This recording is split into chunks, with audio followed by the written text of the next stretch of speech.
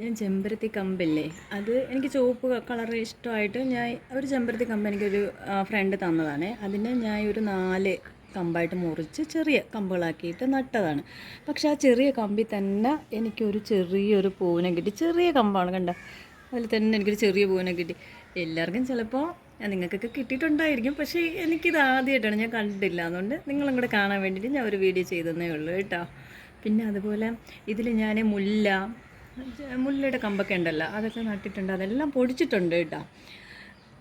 പിന്നെ പൈനാപ്പിളില്ലേ, പൈനാപ്പിൾ നമ്മൾ വെളിയിൽ നിന്നൊക്കെ വാങ്ങിച്ചതാണ്. അതിൻ്റെ ഇത് കൊണ്ട് ഞാൻ ഇതുപോലെ എനിക്ക് പൊടിച്ച് കിട്ടാൻ വേണ്ടിയിട്ട് ഞാൻ നട്ടതാണ്.